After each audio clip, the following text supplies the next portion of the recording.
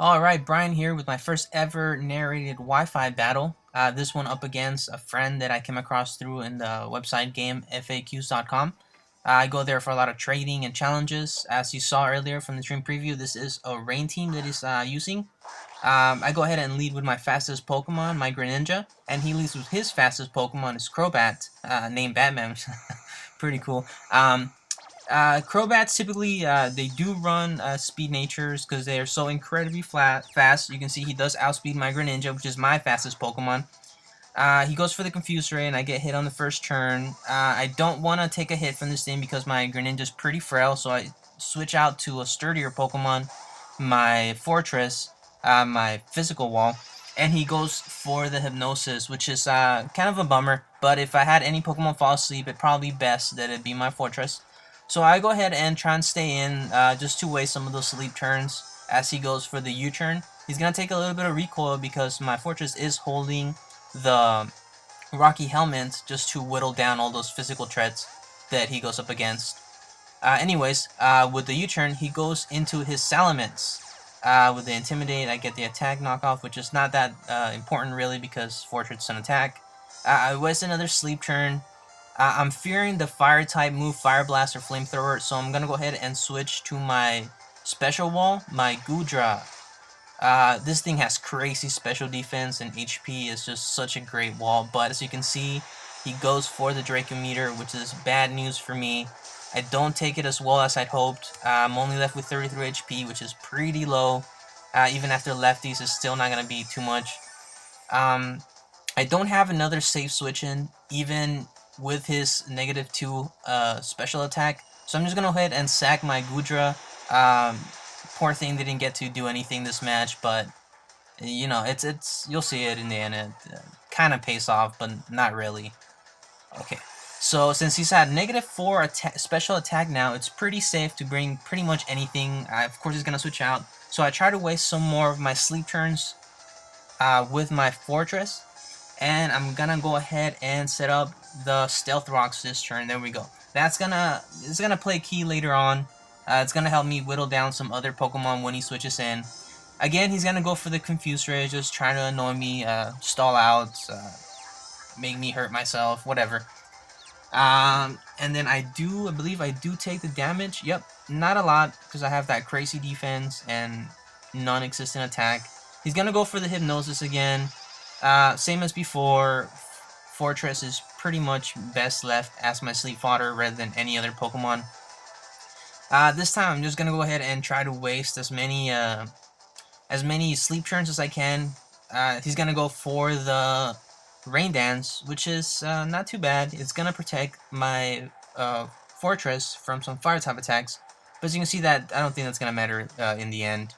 Another sleep turn, and then he goes for another U-turn, and then let's see what he brings out next. He does take that Rocky Helmet recoil, which is again is pretty good. Alright, so now he's gonna bring in his Kingdra, and in the rain, I assume that he does have the Swift Swim ability, so that's pretty intimidating. Get a little bit nervous here. I am a physical wall, so I'm not gonna take too much damage.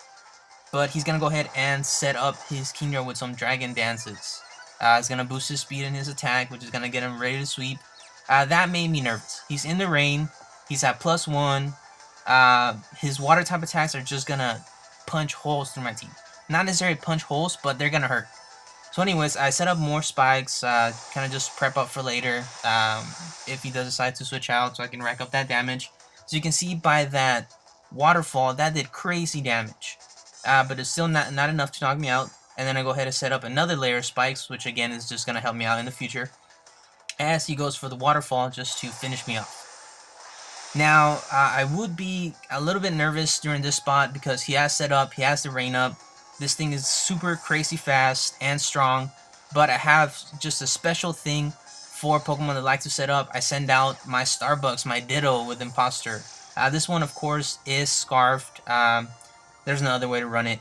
And pretty much he acts as a revenge killer for setup Pokemon. So you can see right here, perfect example. He's Kingdra set up, send out my Ditto, I get the same boost that he had, and I outspeed it because I do have the Scarf. So, and then I lock myself into outrage, which is not bad. Outrage is going to hit his whole team hard. I do believe I outspeed the Crobat, yep. And then I'm going to hit it with the outrage. And then I'm going to find out if I get the 2 or 3 turn outrage right now. Okay, so the confusion doesn't go up, so that means that I do get the 3 turn outrage. He's going to send out his Scizor, which is going to resist the attack, but I am at +1, so it should do some decent damage. Plus, he did get the damage from the spikes and the rocks, again, which is good. And he goes ahead and Mega Evolves to get that defense boost and attack boost, I believe. And let's see what he goes for here. He goes for... Oh, I speeded again. Maybe he would go for a Bullet Punch, but I guess not. So, as you can see, that does a pretty good chunk, even though it is resisted. And then I go into the Confusion. Ditto, pretty much, he did what he had to. He took out the setup Pokemon. He revenge killed it. So, I don't have much use, so I'm just going to leave it in. Try to get some more damage, see if I don't hit myself in Confusion, which I do, which is a bummer. And as you can see, that pretty much just ends my Ditto right there with the X-Scissor. Not X-Scissor, not the best move to carry on your Scizor, I guess. But what can I say? So anyways, I send out my Aegislash for the obvious revenge kill.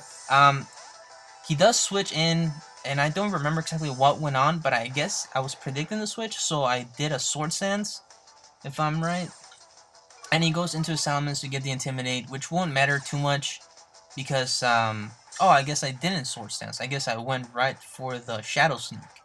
And thanks to Intimidate, it's not going to take that much damage. It's pretty bulky. He's left around half HP, thanks to the rocks too, which are going to help whittle him down even more.